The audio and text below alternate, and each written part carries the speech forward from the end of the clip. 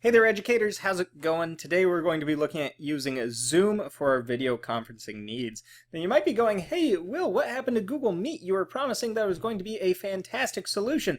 Well, unfortunately, Google did not live up to the promises that they were saying they were going to for some of the updates. And yeah, it's not going to work out for us. So I think the best thing to do is before we actually get kids onto the Google Meet platform, let's go ahead and retrain ourselves and stick with one platform, and that platform is going to be Zoom. Now Zoom, while Google was like doing their thing and not updating things correctly as they should have for education institutions, Zoom just opened up all of their premium features, and honestly, when we were first investigating this, Zoom wasn't doing that. They had only lifted the 40-minute restriction. Now, all of the premium features are free for educational institutions for basically the next 90 days. So that's fantastic news for us. So that being said, let's go ahead and get started. And the first thing you're going to need to do is go to zoom.us. That's zoom.us. Once you are there, you can click the sign up. It's free. And then click sign in with Google. Now, once you do the sign in with Google, make sure you are using that CCLS domain account, or if you're watching this and you don't belong to our school, use your school's domain account. That's going to be super important because if your school has been verified by Zoom, like CCLS has, then you're going to have all of these features opened up to you immediately. If not, there's a link you can go to that allows you to try and get your school verified and all of that good stuff with it. So go ahead, fill out that process. I'm actually going to jump forward here into the signing in process. And through the magic of editing, here we are. So I've already signed in with my Google account.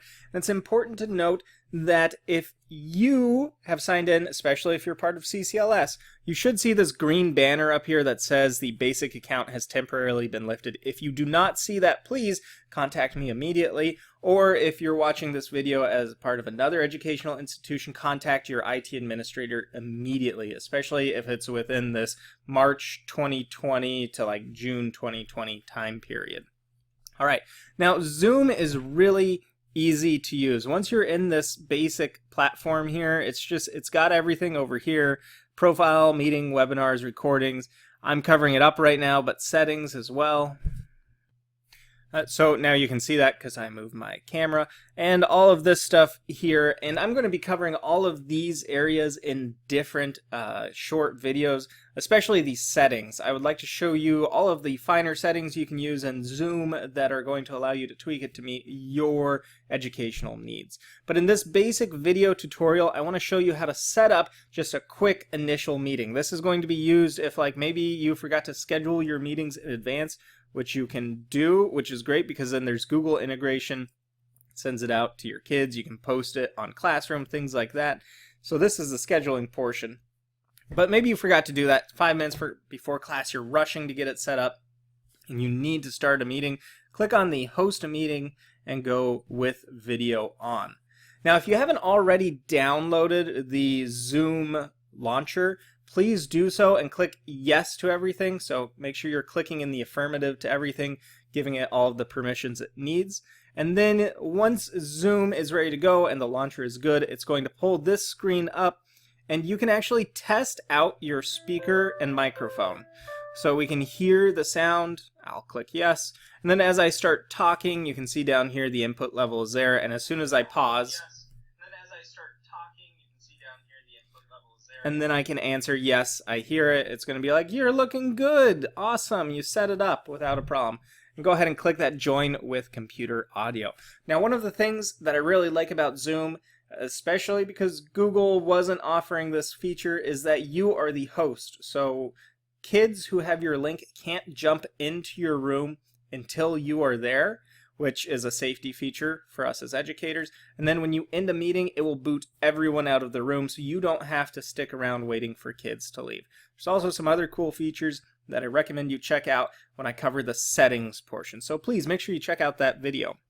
Now next you're going to see that my webcam isn't turned on, at least for Zoom. That's because I'm using two different webcams, one to record the screencast, and then the other is going to be used for Zoom. So I'm using my nice one for recording the screencast, But if I want to edit that, or if I want to edit any of these settings, if you notice there's this little up arrow here. If I click that up arrow, I can then choose the webcam that I want. So in this case, maybe I'll choose integrated webcam, or I could switch over to my HD Pro Cam. I'll do integrated webcam because that's the one I need, and I can click start video. And there you go. Now you can see that I have my integrated webcam running. Maybe if you have a nice mic, or maybe you're plugged in with a headset and it's running off of your microphone array and it's getting really garbly, you can edit that by, well, if you did the test computer audio stuff, you could have edited it there. Or if you need to change it here, you would just click that up arrow next to the microphone, and then you can change that as you need it. Now, the other great thing about Zoom is you can share your screen, so you can share the different launchers or things that you have going on. With the education Zoom platform, or I shouldn't say education, but the Premiere, we can actually launch a whiteboard if we want to, so we can draw, write things. This is especially great for math. If we want to check out advanced things, we can do only a portion of our screen, so we could section off a section of our screen. And then also if we want to just show a specific file, we do have Google Drive integration there as well. Let me jump off of that part there. Okay. And then if you need to manage your participants, maybe some kids came in, they didn't mute their microphone, you can select to mute all participants. And you can also allow them to unmute themselves if you want, or if you don't want them to be able to unmute themselves. So you mute them, they can't come back and start talking and cause a disruption. You can actually deselect that, and then your participants would no longer be allowed to talk. Only you can talk, which is a great feature, which again Google Meet didn't have. Another feature that I really like on here is in the participants list, you can have kids give you feedback right away. Either they can tell you you're going, that you need to go slower, so I talk fast. That might be good. People can interact with that to go slower, go faster.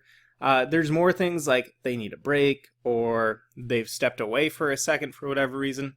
Just good things to have. You can also use this as a great way to ask questions for kids. So instead of getting like 25 yeses and 25 no's in chat, you can just have them go, do you understand what I'm talking about? Yes? No. And then again, you see it shows up there. You can also clear those. And then also down here, you have some more settings you can play with. Please check those out, and I'll cover those more in depth later. Also, if I get rid of, maybe I want to get rid of this participant list, I can either have it pop out, so I'm seeing it like that, or I can have it just close down, which is equally good. In the chat settings, so everyone can chat, this is where you need to keep some things in mind and make sure that you have your setting enabled properly, that you need either before the session starts or when you first get into it. So in chat, if you click the three dots here for more, you will have these options for allowing your attendees to either chat with no one, chat with only you as the host, to post questions publicly. And then, at least on my Mac, which has a newer version of Zoom running, there's the option to allow people to post publicly and also send private messages to anyone. Let's avoid that one for the most part. I think that's going to be bad.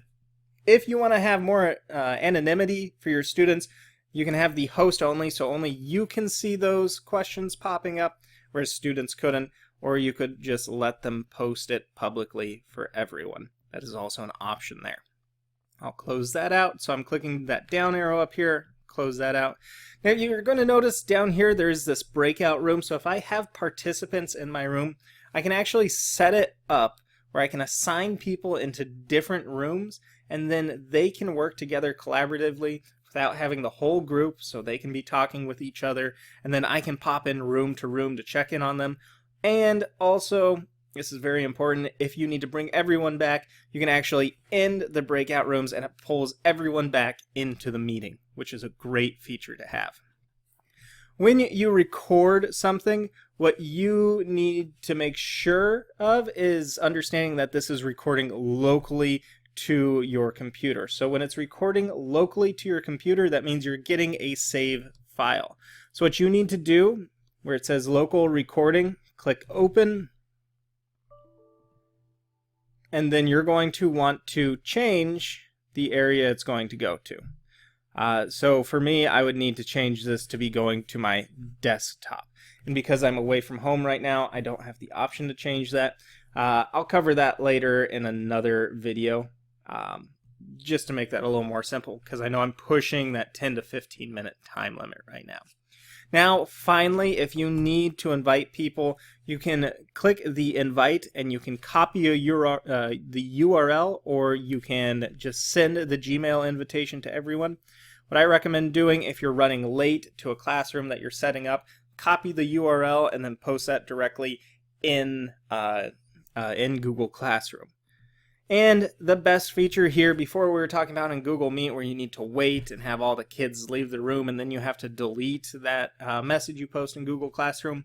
When you click End Meeting, you can end meeting for all, and that kicks everybody out, so you don't have to wait for kids to log off or anything like that, and you don't have to delete that link to the room either, which I think is very helpful. All right. This has been a very quick tutorial on how Zoom works. I just wanted to show you a few other features here so you understand where I'm talking about. So right now I'm in the My Account setting, and while I'm in My Account, I can click on these different options here, and I can see where I can schedule a meeting. Webinars, we don't have that functional. Recordings, where I can go here, look at this will tell me where I can change my local recordings. I just have to upgrade this. And then, of course, settings, which is the focus of the next video, is doing these fine-tuned settings just to make sure everybody, like, you know what you want in your classroom, and we're not going to run into any issues there. So, if you found this video helpful, or if you found that I talked really fast and covered other things, please make sure to check back. I'll be posting more 1-minute tutorial videos to help you understand how certain functions work within Zoom. So these are like a quick, frequently asked question video kind of thing. And if you enjoyed this and you're watching it on YouTube, please make sure you hit that like button or share this out so other educators can see it. And hey, thanks for watching.